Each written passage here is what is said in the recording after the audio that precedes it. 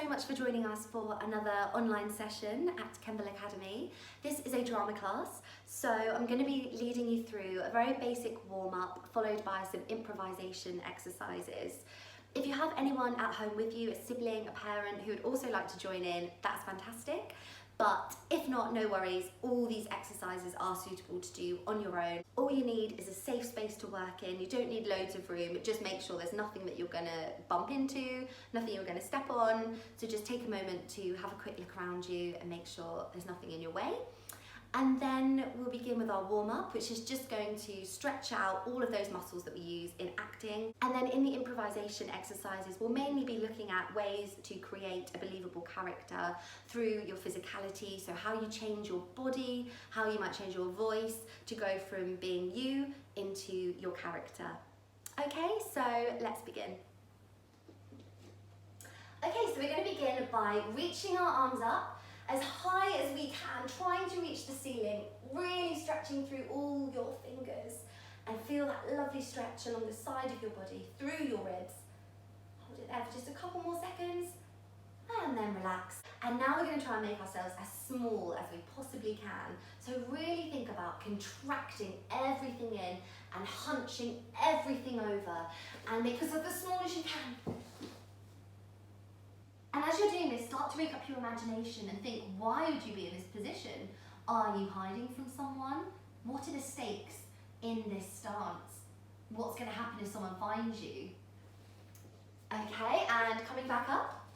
And just take a moment to stand in what's known as the neutral position, which is feet hip width apart, arms by your side, everything nice and relaxed. So knees relaxed, they shouldn't be locking. You shouldn't feel any tension. Make sure your shoulders are nice and relaxed. Your chin shouldn't be lifted or dropped, it's just resting.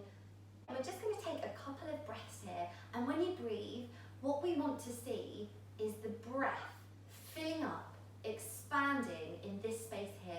So place your hand in between your ribs, and this here is the diaphragm muscle. So what we don't want to see when we're breathing is the space up here in the chest expanding.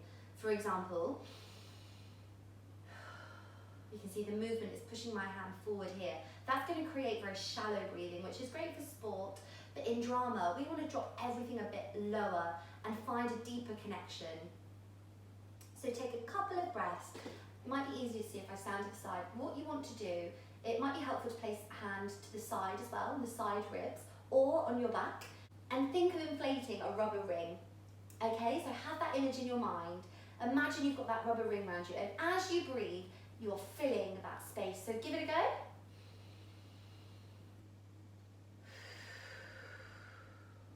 So then when you let all the breath out, you should see that coming back up. And then your body's going to need to take another breath in, so fill that space again.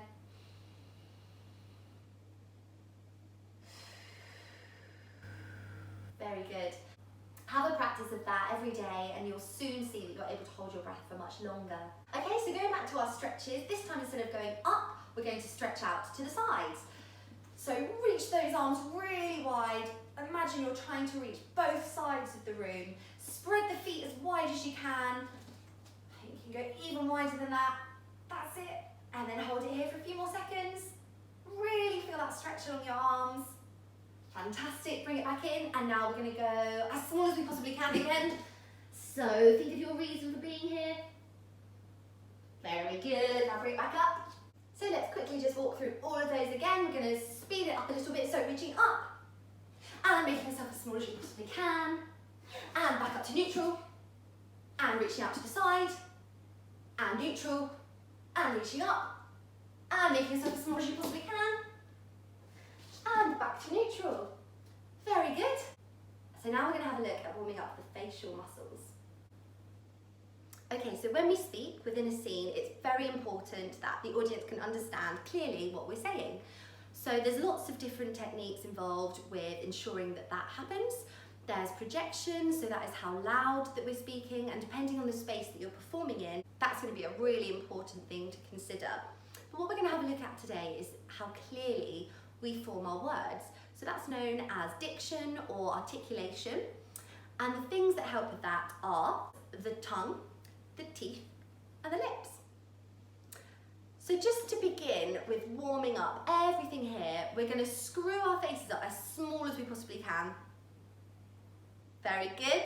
And then we're going to open them up as wide as we can. So open your eyes wide, your mouth wide. Imagine there's something either really scary or really shocking in front of you. Have another go at that. And then have a go at making it really, really small again. And just repeat that a few times. Once more. Lovely. And just give your face a lovely massage. So if there's any tension in our faces, we're just gonna relax it all out. Lovely. Okay, so the tongue is probably one of the most important things to do with diction. And what we don't want is a lazy tongue that's going to make our speech really lazy. We want everything to be really nice and clear. Okay, so to begin, I want you to imagine that you're taking a sweet. It can be your favourite sweet, but it has to be a chewy one, okay? So a toffee is going to work really well for this. So I'm going to imagine I've got a really big chewy toffee. I'm going to put it in my mouth. Okay. And now, chew it around your mouth. Take it right to the back teeth, right to the front. And then imagine that it's got stuck in your very back tooth. You're going to have to use your tongue to get it back out, okay? I'm going to take my toffee out so I can speak clearly. But you guys keep yours in and keep chewing it around. Maybe it's got stuck in the other side. So use your tongue to scrape it back out. Very good. Keep on chewing it until it's small enough to swallow.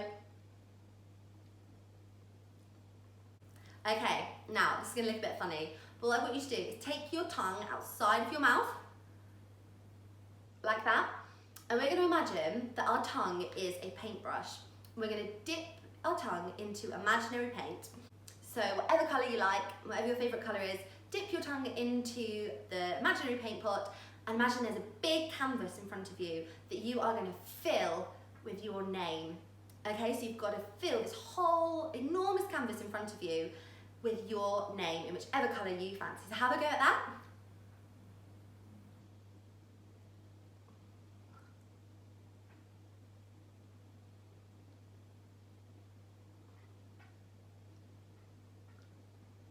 Oh, I've got quite a long name. Don't forget to cross any T's or dot any I's that you've got in your name. If you've done your first name, why don't you have a go at your surname? So give that a go.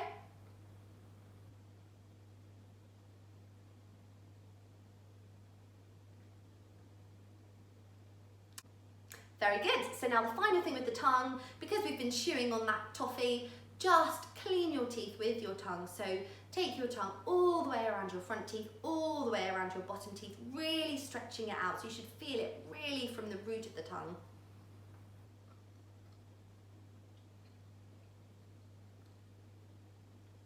And when you've done a few circles one way, go back the other way. And then we're going to make it a little bit quicker, okay? So we're going to do 3 to one side, 3 to the other side, 2 to one side, 2 to the other side, 1, 1. And you should really feel it after that, okay? Let's go. And the other way. 2 to the other way. 2 back. 1, 1. Ah. And just shake everything out. Ooh. A really good jaw release is to clasp your hands, and again this is going to look a little bit funny, but all you've got to do is just shake everything out whilst gripping onto your fists, and that's just going to relax out everything that we've worked and just bring you into a really nice place ready to start some text.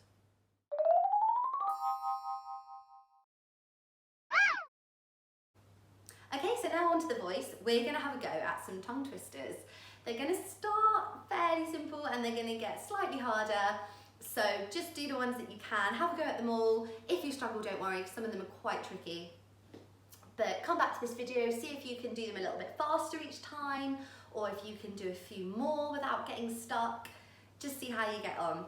So we're going to start with one that you probably all know, and it's red lorry, yellow lorry.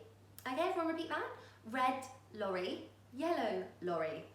See if you can say it 3 times in a row. Red lorry, yellow lorry, red lorry, yellow lorry, red lorry, yellow lorry. If you did that, very well done. We're going to change it up slightly now, and we're going to go on to red leather, yellow leather. So make sure you're getting that lovely sound, okay? What we don't want is leather, we want leather. Okay, so red leather, yellow leather, red leather, yellow leather, red leather, yellow leather. Challenge yourself and see if you can do it a little bit faster. Red leather, yellow leather, red leather, yellow leather, red leather, yellow leather. Very good. Okay, and on to another one that you probably all know. She sells seashells on the seashore. She sells seashells on the seashore. Have a go at doing that one fast 3 times. She sells seashells on the seashore. She sells seashells on the seashore. She sells seashells on the seashore. That's quite a tricky one. Okay, our next one is Daddy draws doors. Daddy draws doors. Have a go at that one. Daddy draws doors. Daddy draws doors. Daddy draws doors. How did you get on with that one? Okay, the next 2 are a little bit more complicated, so listen carefully, have a go, and then if you want to challenge yourself, have a go at saying it slightly faster and repeating it 3 times, okay? So the next one is, if a dog chews shoes, whose shoes does it chew? If a dog chews shoes, whose shoes does it chew? If a dog chews shoes, whose shoes does it chew? If a dog chews shoes, whose shoes does it chew? If a dog chews shoes, whose shoes does it chew? That one almost caught me out there. And our final one is, I saw a kitten eating chicken in the kitchen. Have a go at that one. I saw a kitten eating chicken in the kitchen. I saw a kitten eating chicken in the kitchen. I saw a chicken eating... I saw a kitten eating chicken in the kitchen. I saw a kitten eating chicken in the kitchen. They really are hard. I think I need to go away and practice those a little bit as well. Okay, so we've warmed up our body, our facial muscles, the tongue. We've done some tricky tongue twisters. So now we're going to get into some improvisation exercises. Okay, so for this exercise, you might like to sit on a chair or on the floor, because we're just going to be using our imagination. So we don't need to be using our bodies, we don't need to be moving around the space. So just take a comfortable seated position. Okay, so I want you to imagine your favourite present in the world. If you could be given anything in the world right now, what would it be? Have a quick moment to think about that. Okay, if you've thought about it, I want you to imagine somebody has given you this present for your birthday. So how would it be wrapped? It might be very tricky to wrap it, but if it is possible to either pop it in a box or wrap it up in wrapping paper, I want you to imagine you've just been given that present, okay? How do you react to that? Are you excited? Are you really overwhelmed? Are you a bit nervous? How do you feel about it, okay? So I'm imagining my gift, and I'm imagining how it might be wrapped up. It would be a bit tricky for mine. So mine's in a box.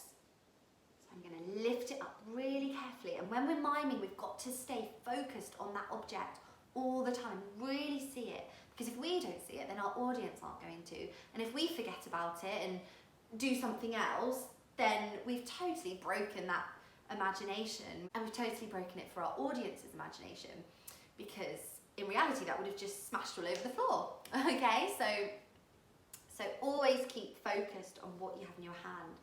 So lifting your object, how heavy is it, and how does it change the way we hold it, if it's a really light object or if it's a really heavy object. So have a think about how heavy your object would be, okay? So now I'm holding mine in one hand. Ooh, and is your object moving? Is it very still? Mine's moving around a little bit. I want you to take the lid of the box open, or unwrap the wrapping paper and see your gift for the first time. I'm going to take mine out, and I've got a tiny little kitten. So I've got to hold it very carefully, and I can see its head, I can see its little ears, and its feet just resting on my hand. Okay, so remaining with that connection to your object, carefully place it down. Oh, and if you've got a little kitten like me or a puppy, you can just watch it go off and play. You've introduced it to your home. If you've got a toy that you want to play with straight away, then imagine how you would do that. And perhaps now you'd like to think of something else. If you're playing along with someone else, then maybe you can give each other a gift.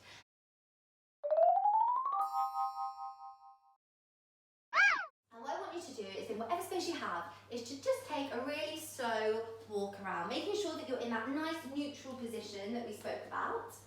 Just walk around and start to notice the things about you, the way that you walk. Do your arms swing when you walk? Do you hold your head over to one side? Is your chest quite lifted? How fast do you want to naturally walk? Are you quite a slow walker? Really start to notice the way that your foot moves through the floor as you take each step. And now what we're going to do, I'm going to throw some different things at you. So listen carefully, and what we're going to do is start leading ourselves around the room by the body part that I call out. And I just want you to have a little think about what changes when you change the way you move. Does it make you feel more confident? Does it make you feel like an older character or a younger character? Does it make you feel very important? Do you think, oh, if I walk this way, I have a very good job, for example, or I'm a very happy person? Just have a think, okay? Think, am I a good character? Would a baddie maybe walk like this? Think about all of those things. Okay, so the first thing we're going to do is lead by our chin. So your chin is the thing that's leading you around the room. Okay, so that should be the first thing, and really exaggerate it. So obviously no one would really walk around quite like this, but they might walk around a very subtle version of this. So just as an exercise, we're going to explore how it makes us feel, okay? So have a think.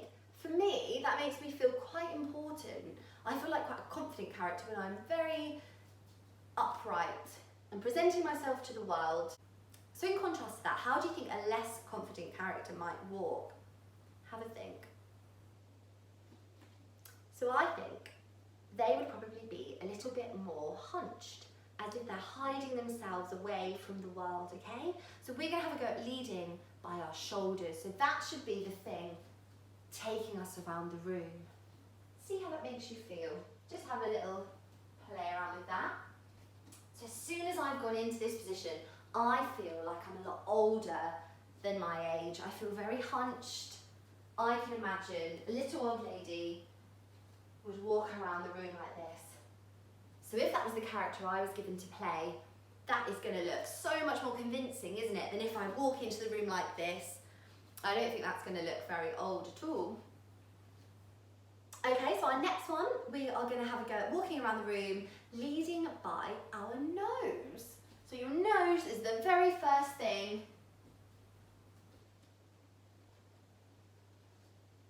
This feels a bit strange, doesn't it? To me, this feels like a very nosy sort of character, someone that's always looking into other people's business maybe. Have a think. If you can think of anything else, we would absolutely love to hear your comments. You can reply to us on this video, you can reply to us on our Instagram page, or send us an email. We'd just love to hear your feedback from any of these videos, any of your thoughts about any of the exercises. Okay, so the final one for this characterization exercise is leading by our knees. So again, that's going to feel quite strange, but see if you can make your knees the first thing that takes you around the room. Okay, so have a think about how that's making you feel. For me, I feel quite mysterious. I feel like I'm almost creeping around the room, whereas before I was putting my foot down quite confidently. This way, it's almost like I don't want to be heard, like I'm lifting my foot up. So perhaps that's someone on a very secret mission, someone that doesn't want to be seen. Have a think. If you've got any other ideas, let us know. But that's fantastic. So there, we've just had 4 really simple ways that have actually had a huge difference on the way that we feel as we walk around a room. So that's without even saying anything. This is totally non-verbal communication. And then you'll really start to see just how far you can go from taking yourself from you, your everyday habits, into a character just by changing the way they move and the way they sound.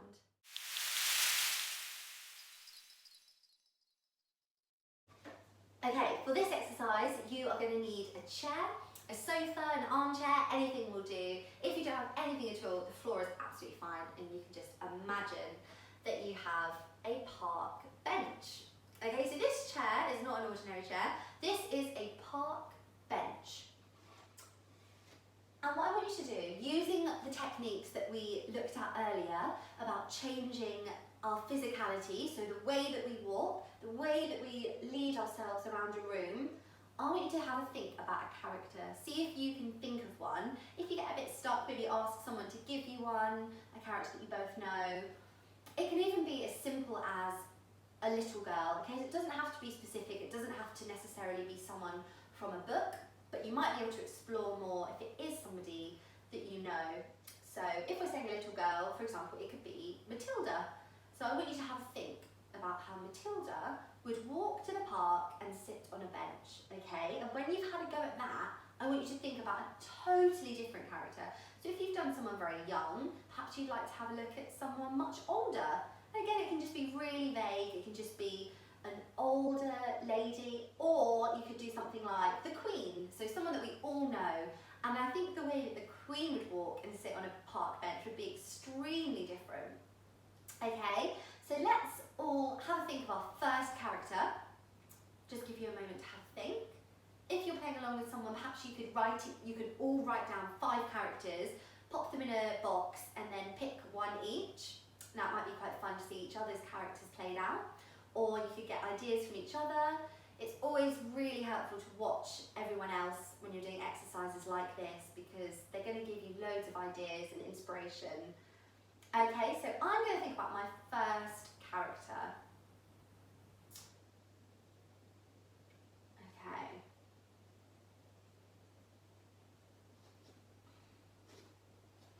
Okay, so now I'm going to enter the scene. I'm going to find the park bench and I'm going to sit on it, okay? That's all we need to do in this exercise.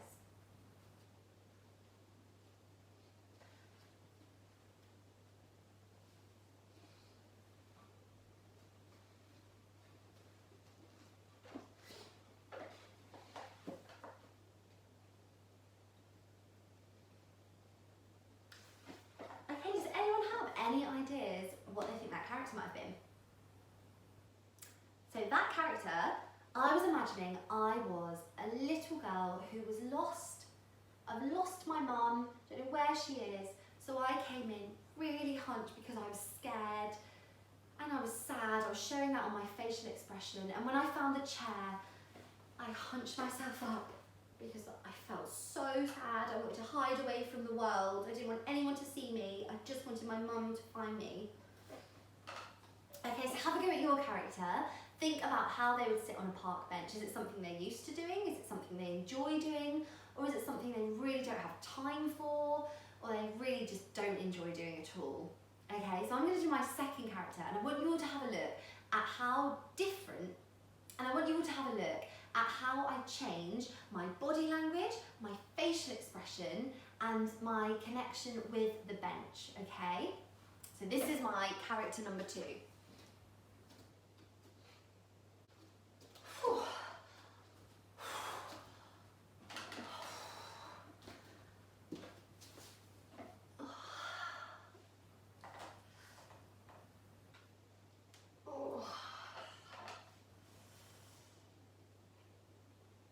Any ideas what that was?